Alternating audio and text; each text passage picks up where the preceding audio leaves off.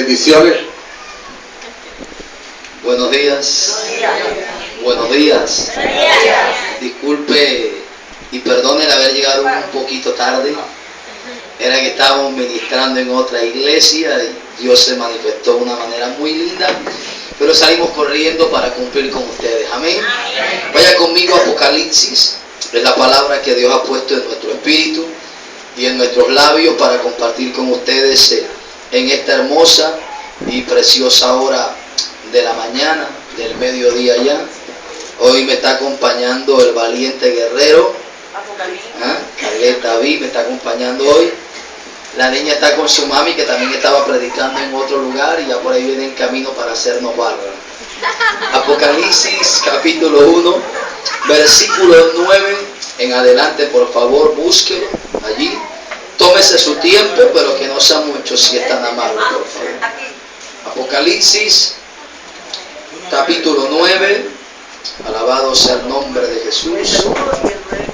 Apocalipsis capítulo 1, versículo 9, por favor. Busca allí ese pasaje. Y cuando lo tenga, se identifica conmigo dando un fuerte amén. Aquí leo para todos ustedes una visión del Hijo del Hombre. ¿Cuántos lo tienen? Dice la palabra: yo, Juan, vuestro hermano y copartícipe vuestro, escúcheme bien, en la tribulación, diga tribulación, en el reino, diga reino, y en la paciencia de Jesucristo, diga paciencia. Escúcheme, estaba en la isla llamada Patmos, diga Patmos. Por dos cosas, dice: número uno, por causa de la palabra de Dios, y número dos, y el testimonio de Jesucristo. Yo estaba en el Espíritu. ¿Cómo estaba Juan? No escuché cómo estaba Juan. Yo estaba en el Espíritu en el día del Señor, y oí detrás de mí una gran voz como de trompeta que decía: yo soy el Alfa y el Omega, el primero y el último. Escribe en un libro lo que ves y envíalo a las 7 iglesias que están en Asia: a Éfeso, Esmirna, Pérgamo, Tiatira, Sardis, Filadelfia, Laodicea. Y me volví para ver la voz que hablaba conmigo, y vuelto vi 7 candeleros de oro, y en medio de los 7 candeleros a uno semejante al Hijo del Hombre, diga al Hijo del Hombre, vestido de una ropa que llegaba a sus pies, y ceñido por el pecho con un cinto de oro. Su cabeza y sus cabellos eran blancos como blanca lana, como nieve, sus ojos como llama de fuego, y sus pies semejante al bronce bruñido, refulgente como en un horno, y su voz como estruendo de muchas aguas. Tenía en su diestra 7 estrellas, de su boca salía una espada aguda de 2 filos, y su rostro era como el sol cuando resplandece en su fuerza. Cuando le vi, caí como muerto a sus pies, y él puso su diestra sobre mí, diciéndome: no temas. Dile al que está a tu lado: no temas. Tócalo otra vez y dile: no temas. Yo soy el primero y el último, y el que vivo y estuve muerto, mas he aquí que vivo por los siglos de los siglos. Amén. Y tengo las llaves de la muerte y del Hades. Pueden sentarse los que están de pie. Amén. Diga conmigo: en Patmos. Vamos, no lo escucho. Diga: en Patmos siempre veré. Diga: la gloria de Dios. Grítelo más fuerte. Diga: la gloria de Dios. Den ese aplauso al Rey porque Él se lo merece. Aleluya. Apocalipsis capítulo 1, el famoso libro de revelaciones, del que se hablan tantas cosas, algunas ciertas, algunas no son ciertas. Pero lo que me gusta de este libro, y quiero compartir como mensaje en esta hora, es acerca un poco de la vida de un hombre llamado Juan. Diga conmigo: Juan. ¿Quién era este hombre llamado Juan? Quiero compartirte una pequeña o una corta biografía acerca de quién era Juan. Dice: Juan era natural de Betsaida y era hijo de un hombre llamado Zebedeo. Mateo 4:21 confirma eso. Su padre era un empresario de la pesca en el mar de Galilea, y su madre se llamaba Salomé. Mateo 27 del 55 al 56. Junto con su hermano Jacobo trabajaba en el negocio de su padre, Marcos 1, del 19 al 20. Pertenecía a una clase acomodada, pues su madre era una de las que cuando el Señor Jesús, escúcheme bien, llegaba a Galilea, le seguía y le servía, según Marcos 15, 40, 41. Junto con otras muchas mujeres que le servían de sus bienes, Lucas 8:3. El hecho de que fuera un conocido del sumo sacerdote y que pudiera entrar, escúcheme bien, en el patio de su casa y hacer pasar a Pedro la noche del juicio del Señor, parece confirmar esa idea. Juan 18, escúcheme bien, versículo 15. Antes de conocer a Jesús, fue discípulo, escúcheme, de Juan el Bautista. Llamado por Jesús para ser apóstol, según Lucas 6:14, Juan y su hermano recibieron el sobrenombre de Boanerges o hijos del trueno. Marcos 3:17 lo confirma.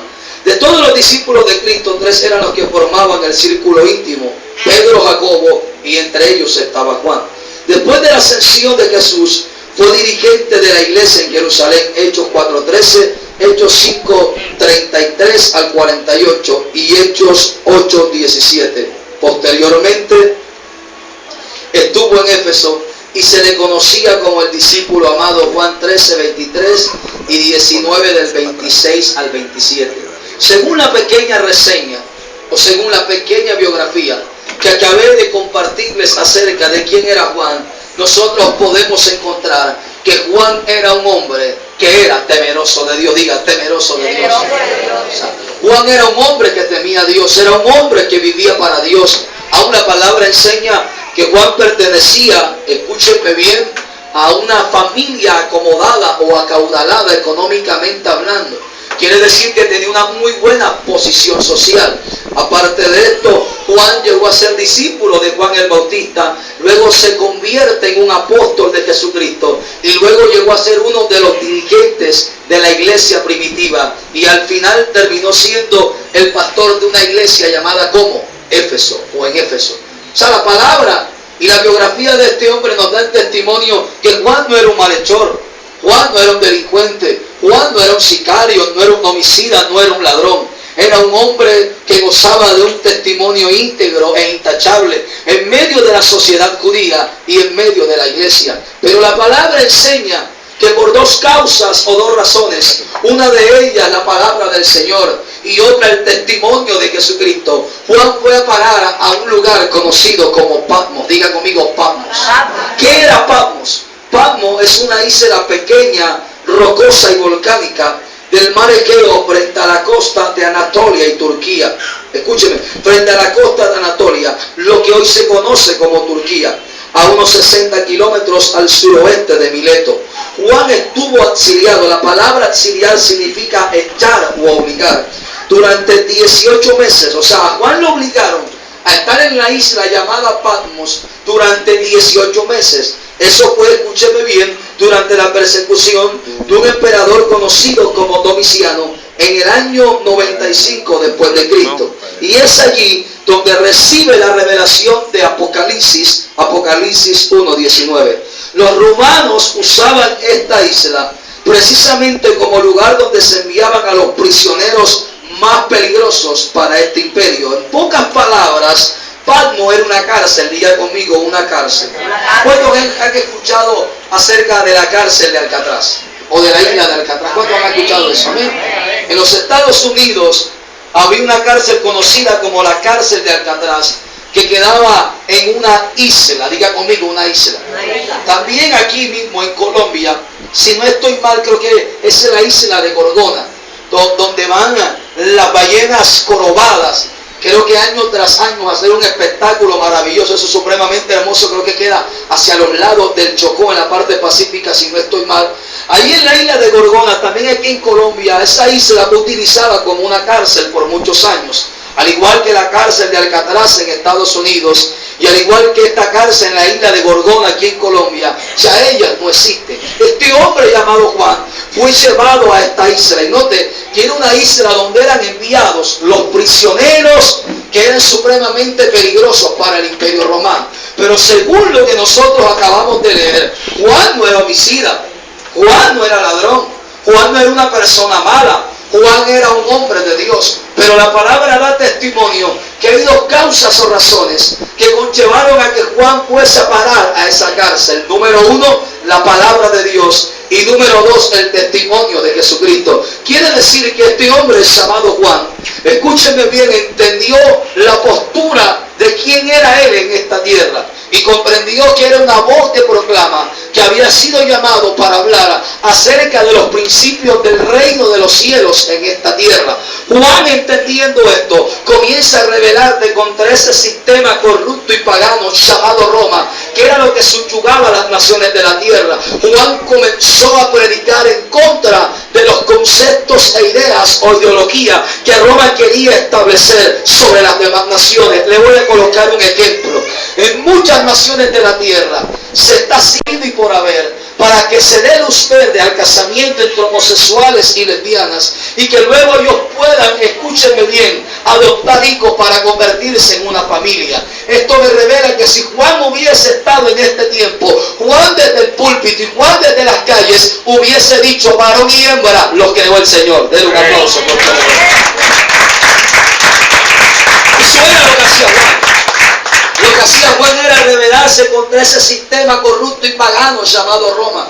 Entonces Domiciano se da cuenta y dice, no, a este hombre hay que apresarlo, a este hombre hay que encerrarlo, a este hombre hay que silenciarlo. Y Juan, siendo un hombre de Dios, se convirtió en alguien supremamente peligroso para Roma. La Escritura sigue enseñando que ahora él está preso en una isla. Y note que en esta isla no habían palmeras, en esta isla no habían margaritas, no había agüita de coco, no habían costeles, no había mujeres en bikini. Era una isla volcánica y rocosa. Quiere decir que lo que Juan iba a hacer en esa isla era trabajo, ¿qué? Forzoso. Era trabajo pesado. Yo me imagino a Juan siendo un hombre santo, íntegro, temeroso de Dios, al lado de homicidas, al lado de ladrones, al lado de gente terrible que hizo cosas malas y perversas. Pero la palabra me enseña que por encima de todo lo que Juan está viviendo, aunque él no lo entendía, aunque él no lo comprendía, Juan estaba en el Espíritu. Diga, en el Espíritu. Grítelo más fuerte, en el Espíritu. Grítale al que está a tu lado, en el Espíritu.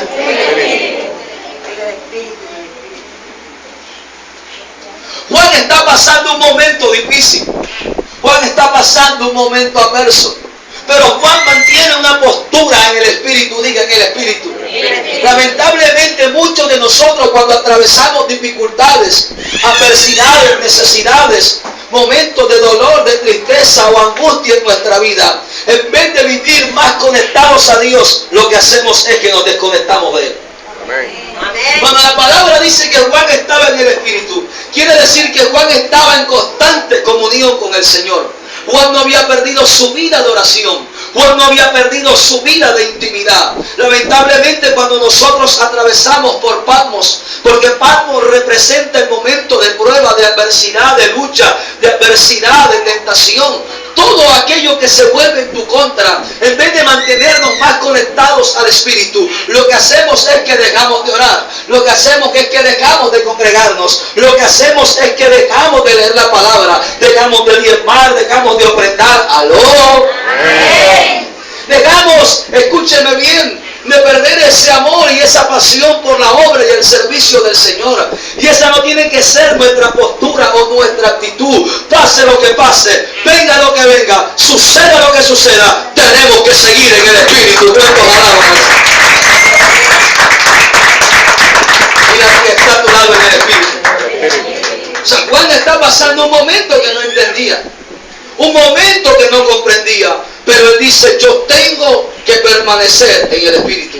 Hermanos que estamos aquí, yo no sé cuál es el Patmos que usted puede estar atravesando. Quizás sea un Patmos financiero, un Patmos físico, un Patmos emocional, sentimental, laboral o académico, espiritual o ministerial. Yo no sé cuál es la circunstancia adversa, la prueba o el problema que estés atravesando. Pero hoy Dios te aconseja y te dice, mantente en el Espíritu.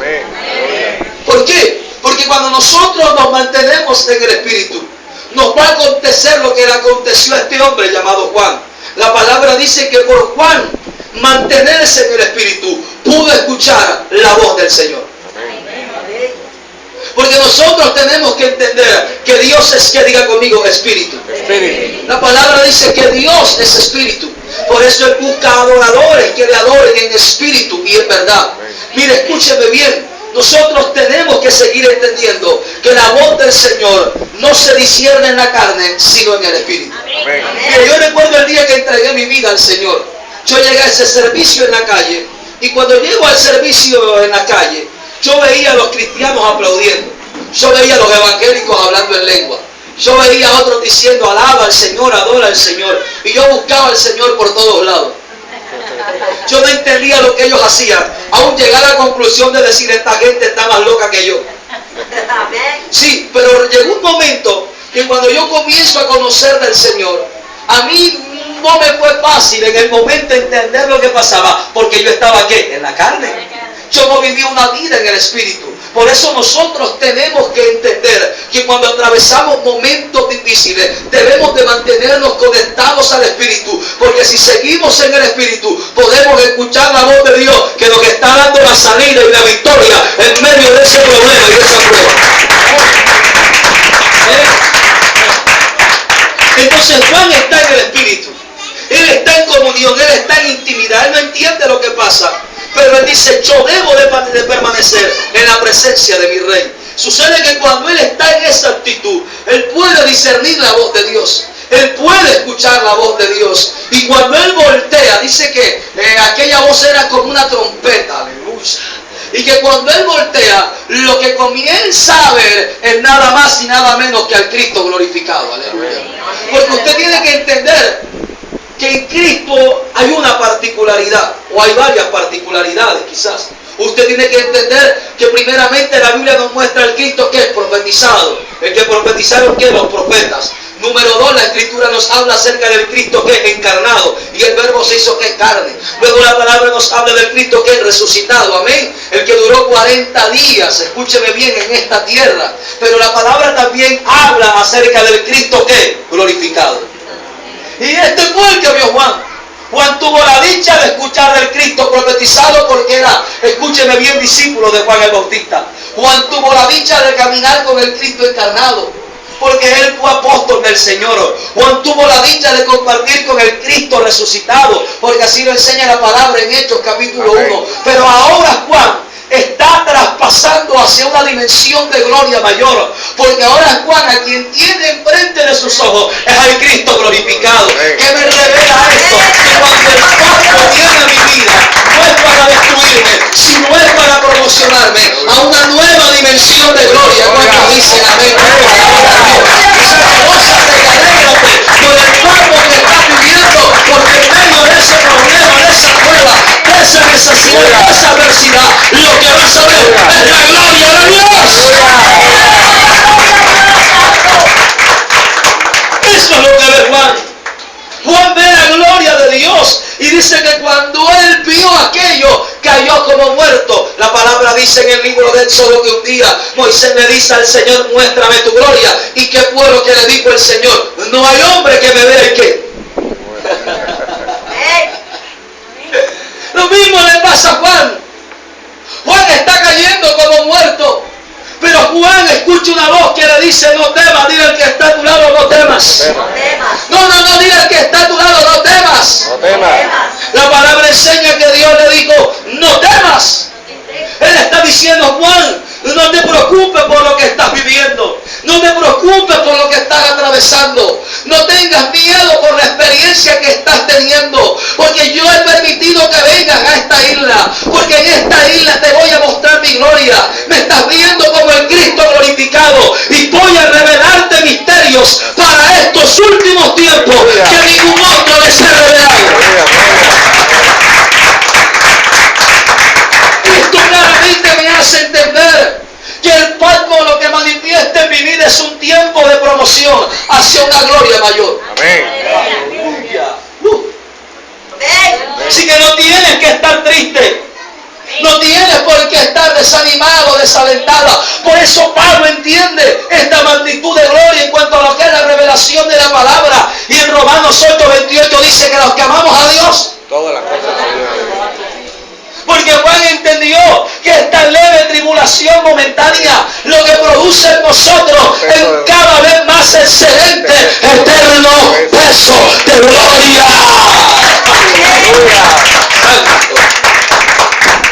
Así que, queridos hermanos, sea cual sea la dificultad o adversidad por la cual a veces en esta vida tengamos que atravesar, tenemos que mantenernos en el Espíritu, en intimidad, conectados con el Señor, porque de esa manera podemos escuchar su voz, dándonos un direccionamiento hacia nuestra salida y hacia nuestra victoria. Den un aplauso por Dios.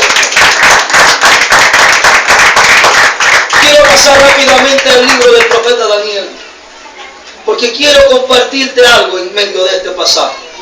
Porque Daniel también experimentó un Patmos en su vida. Capítulo 6 del libro del profeta Daniel, alabado sea el nombre de Jesús. Libro del profeta Daniel, capítulo 6. Sé que es un pasaje y una historia muy conocida por toda la iglesia, pero quiero compartirla para ustedes. La palabra enseña que un día el rey Darío comenzó a darse cuenta cómo se había extendido su reino. El imperio medo-persa había crecido tanto que el rey Darío determina hacer lo siguiente: voy a levantar 120 sátrapas y voy a levantar a 3 gobernadores. Y estos 120 sátrapas y 3 gobernadores me van a dar cuenta en lo relacionado para mi reino, para que este reino no sufra pérdida. Amén. Amén. Se puede creer que si habían 120 sátrapas, este hombre podía tener entre 120 a más de 120 provincias o a más de 120 ciudades. Y no era fácil para él que se le pudiera rendir cuenta a todo esto.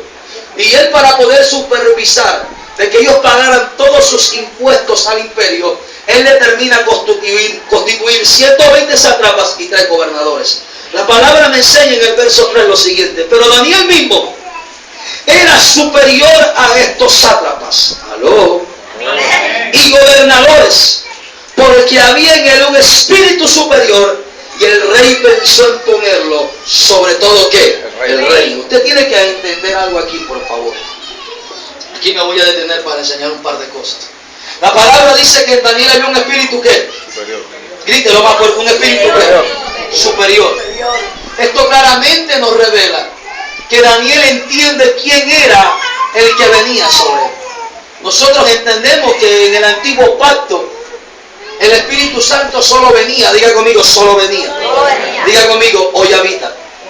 O sea, antiguamente él solamente venía específicamente sobre quienes: sacerdotes, jueces, reyes y profetas. Como Daniel era un profeta, el Espíritu venía sobre él.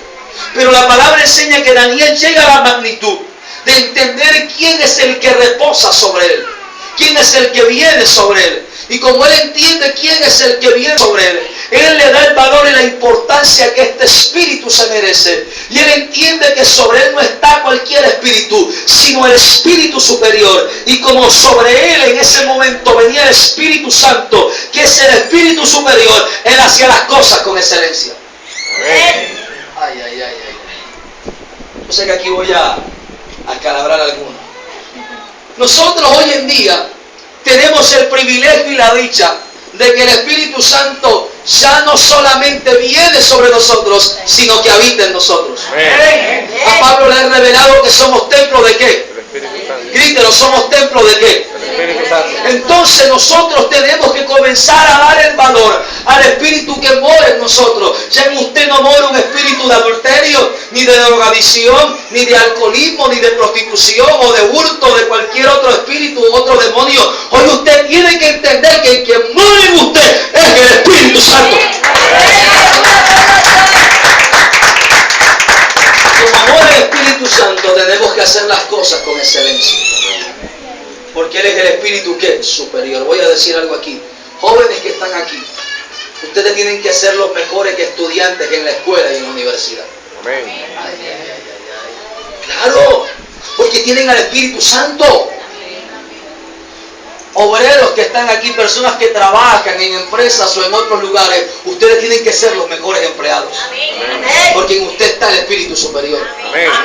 Amas de casa, maridos que están aquí, nosotros tenemos que ser los mejores esposos y las esposas, las mejores esposas de la cuadra y del barrio, porque tenemos el Espíritu Superior.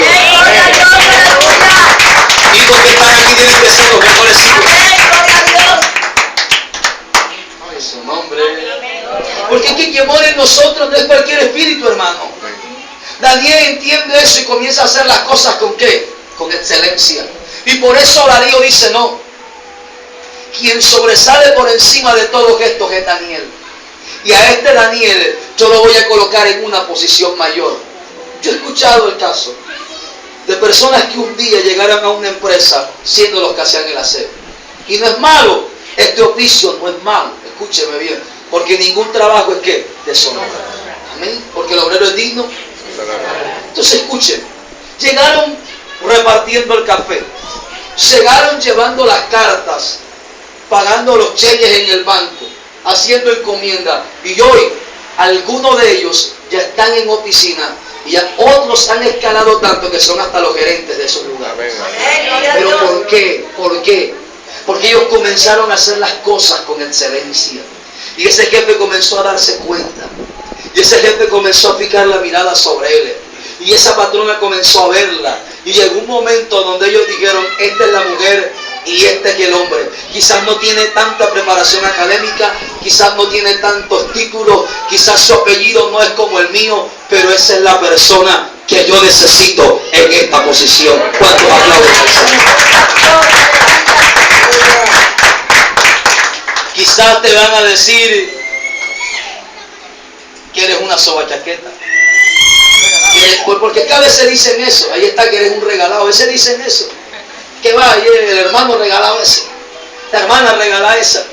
Mira la regalada esa con el maestro, la lambona esa con el maestro, el lambón. Quizás te van a decir eso, pero que te digan lo que sea.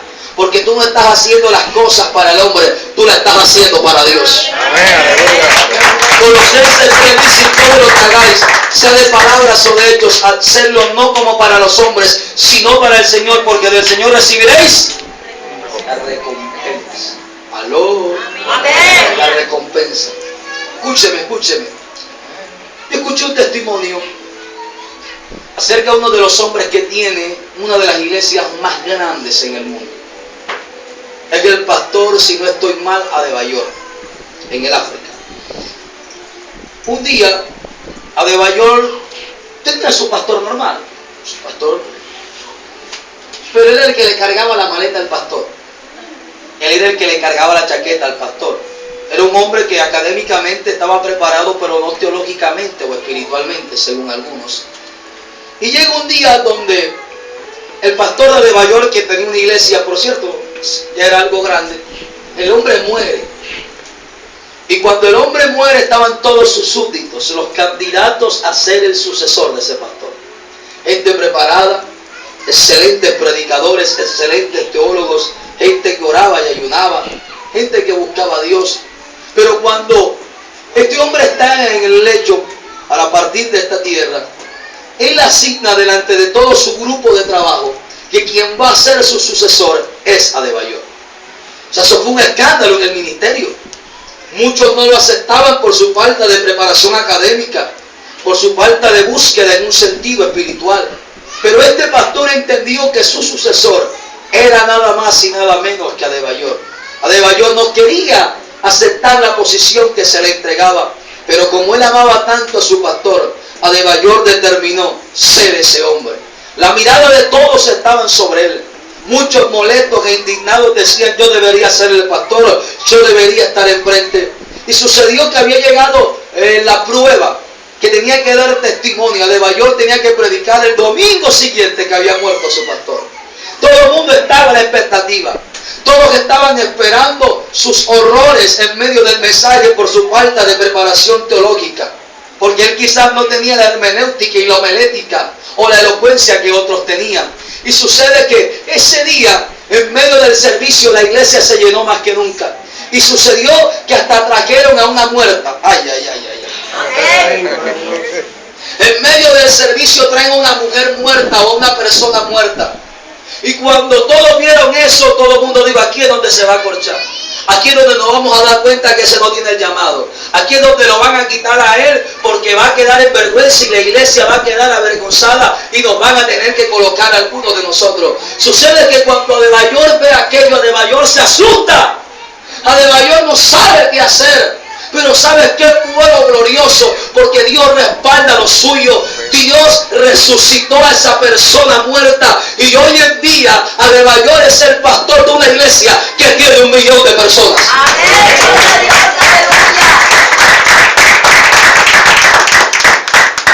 Yo escuchaba al apóstol Edwin Álvarez hablar acerca de esta iglesia y de este hombre. Y él dice que él ha sido invitado a predicar a este lugar. Y él cuenta que de la oficina pastoral a donde está el púlpito tienen que llevar a la gente en un carro de golf. Porque si ellos comienzan a ir a pie, se pueden demorar entre 10 o 15 minutos. Y quizás más, de lo lejos que está 1 millón de personas. ¿Usted se puede imaginar eso? Hoy en día Dios está usando y respaldando a este hombre de una manera sobrenatural.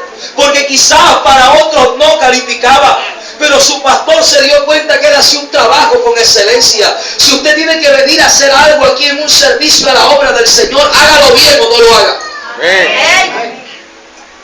Porque en el Señor las cosas se hacen de esa manera. Hoy yo estoy aquí en esta plataforma predicándote, pero yo no nací en el Señor siendo predicador. Yo vengo de abajo. Yo fui ujier, querido hermano. Yo sé lo que es barrer el lugar de culto. Yo sé lo que es trapearlo. Yo sé lo que es limpiar 70, 80 sillas tú solo. Yo sé lo que es hacer trabajo pesado cuando yo no hacía nada en mi casa. Quizás yo no sé pegar un blog. Quizás yo no sé repellar una pared. Pero cuando en la iglesia se comenzaban a hacer trabajo, yo iba y le cargaba la carretilla al albañil, botaba los escombros, le cargaba el cemento, le buscaba el agua. ¿Por qué? Porque yo aprendí que para Dios yo tenía que hacer las cosas con excelencia. Y llegó un momento donde un día a mi pastora se le metió una locura. Tenía yo apenas como 2 añitos de convertido y me colocaron en anciano de la iglesia.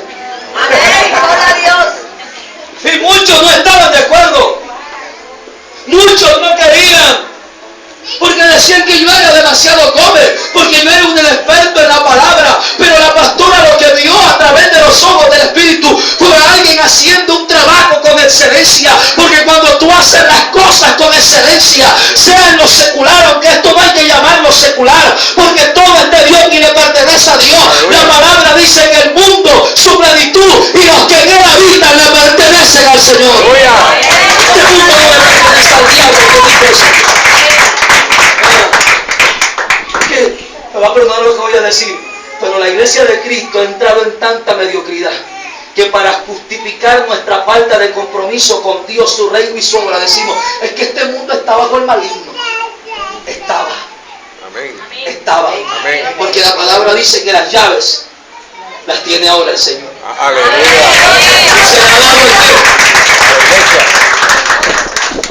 Que hemos sido negligentes, hermano, y yo me incluyo allí. Que hemos sido irresponsables con nuestra asignación, que no nos hemos querido comprometer verdaderamente con el reino, su obra y el Señor. Hermano, usted tiene que entender que las cosas se hacen con excelencia, se hacen bien o no se hacen desde ahora en adelante. Conviértase en la mejor esposa, conviértase en el mejor esposo, conviértase en el mejor hijo, conviértase en el mejor estudiante, en el mejor obrero, en el mejor trabajador, en el mejor predicador. Mire, yo le voy a decir algo. Yo a mi hijo de 5 años, te le diga a mi esposa que él tiene que mejorarme la letra. Yo le estoy impartiendo a mis hijos a su corta edad quién es el que habita en ellos. Y que ellos tienen que ser los mejores. Y con esto digo que no se van a equivocar. Con esto digo que no me va a perder un dictado, un examen porque lo ha hecho. Pero cuando lo ha repetido lo ha ganado. Amén. ¿Por qué? Porque le estoy impartiendo eso a temprana edad. Le estoy haciendo entender quién es Él. Y eso nosotros tenemos que entenderlo, hermano. Usted no es cualquier cosa. En usted no habita cualquier espíritu. Ya usted no es guarida de chacales. Ya yo no soy cueva de ladrones, como lo dice la palabra. Hoy somos templos del Espíritu Santo.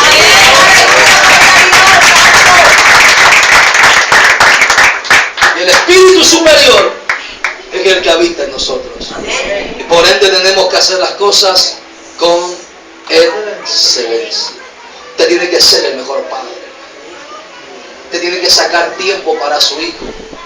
Para mí no es fácil salir corriendo detrás de ese chiquitico que está aprendiendo a manejar su bicicleta como loco y decir frena, frena.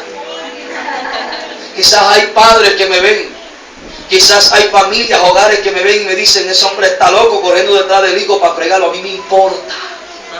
A mí me importa.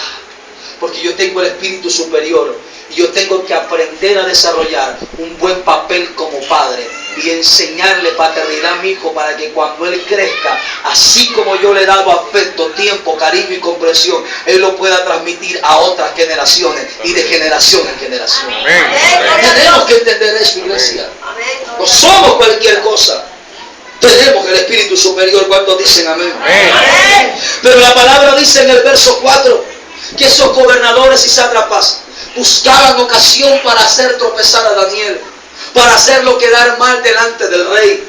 Pero la escritura enseña que ellos no encontraban ocasión alguna. ¿Sabe por qué? Porque este hombre llamado Daniel, escúchenme bien, era un hombre fiel. Diga conmigo fiel. No nos grite lo más fuerte, diga fiel. Mire, si hay algo que nosotros tenemos que entender es que necesitamos ser fieles. Diga fiel. Tú tienes que serle fiel a tu mujer. Tú tienes que serle fiel a tu marido. Tú tienes que serle fiel a tus padres. Tú tienes que serle fiel a tus hijos. Tú tienes que serle fiel a tu pastor. Tienes que serle fiel a tu pastora. A su nombre. El problema de muchos de nosotros, el por qué no hemos llegado al grado de ser fiel a nuestros pastores o a nuestras pastoras, es porque no hemos tenido la identidad de que ellos son nuestros padres espirituales. Yo le pongo un ejemplo. Si usted escucha a alguien hablando mal de su papá, ¿qué hace usted? No es cierto. Ay. Vamos a bajar un momentico de la cruz, le ponemos la mano en la cara, le damos una patada. ¿Amén o no amén? Y aquí nadie es arcano ni ángel. Podemos tomar esa actitud quizás, porque casos se han visto lamentablemente. No debemos proceder así, pero a veces ha sucedido. ¿Por qué? Porque están ofendiendo a tu papá. O alguien insulta a tu mamá, tú eres capaz de coger por el moño hasta la restra. El acción es así. ¿Por qué? Porque son nuestros padres. El asunto es que cuando hablan mal de nuestros pastores o hablan mal de nuestras pastoras, nosotros no salimos a defenderlo porque no hemos tenido la identidad de que ellos son nuestros padres. Y desde ahora en adelante usted ya no los mire a ellos como sus pastores, mírelo como su madre espiritual, mírelo como su padre espiritual, porque Hebreos me enseña que ellos son los que velan por nuestras almas. Denle un aplauso al Señor. El libro de Hebreos dice que ellos velan por nuestras almas. Desde ahora en adelante, si usted ve a alguien hablando mal de su pastor, diga, respete a mi pastor. Él no es así. Yo lo conozco más que usted. Si quiere, congréguese también. O si alguien sale aquí en rebeldía hablando mal del pastor, de la pastora, póngalo en su sitio y diga, respete. Amén, gloria a Dios. Amén. Aleluya. Amén. Hay que ser fiel. Fiel a la visión. Fiel al diseño. Fiel a lo que Dios nos está ministrando. Fiel en nuestro diezmo. Fiel en nuestras ofrendas. En su nombre. Gloria. Dale un aplauso a Dios. Pero la palabra enseña que no solamente era fiel, sino que dice la palabra, y ningún vicio, diga, ningún vicio. Este Daniel me pone los pelos arriba, man. Sí, me pone los cabellos de la cabeza para arriba, porque era fiel. Entendía el espíritu que había en él y hacía las cosas con excelencia. Y no solo eso, dice que no tenía ningún vicio, no tenía ninguna falta. Quiere decir que era íntegro. Diga conmigo, íntegro. Vamos, no le escucho, diga íntegro.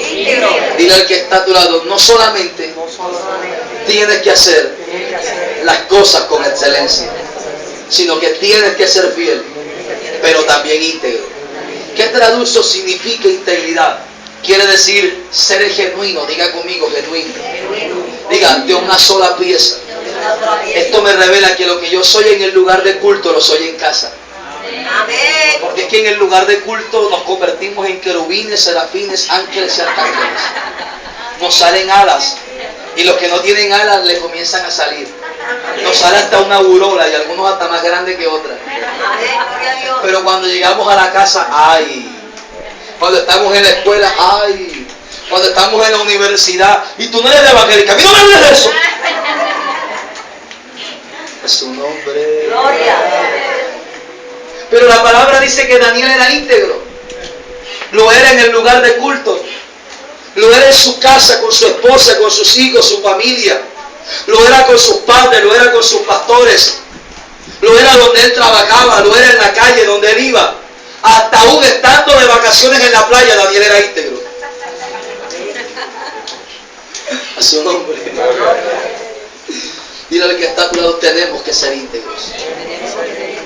Pero la palabra me sigue enseñando que por encima de todo esto, aquellos hombres dijeron, el hombre es íntegro, el hombre es fiel. La única forma como lo podemos hacer tropezar es que indaguemos acerca de su ley. Y cuando ellos indagan sobre los principios de Daniel, porque ellos hicieron un examen minucioso, y quiero que agarre esto, escúcheme bien, el diablo siempre hará un examen minucioso sobre nosotros para hacernos tropezar. Amén, gloria a Dios. Porque la palabra dice que ellos lo que hallaron fue con lo relacionado a la ley de su Dios. Quiere decir que ellos se leyeron la Torá. Ellos indagaron. Ellos comenzaron a leer la Torá. Mírenlo, se lo voy a explicar. La Biblia no lo dice así, pero dice, si no lo hallamos contra él en relación con la ley de su Dios. Comenzaron a leer la ley. Y encontraron en la ley, encontraron en la Torá, que Dios estableció un pacto con el pueblo hebreo o judío, y eran 10 mandamientos en el monte Sinaí. Y entre esos 10 mandamientos, el primero es que ellos no podían postrarse, adorar, a glorificar a cualquier Dios u hombre que no fuese Jehová. Amén. Entonces cuando ellos hallan esto, ellos vienen y levantan un edicto satánico. Y ellos dicen que en el espacio de 30 días, nadie en el imperio, en ninguna provincia, en ningún lugar, puede adorar a Dios u hombre que no fuese el rey Darío. O sea, miren el examen minucioso. Por eso yo entiendo hoy y lo mantengo firme a través de esto que Dios me ha revelado aún más, que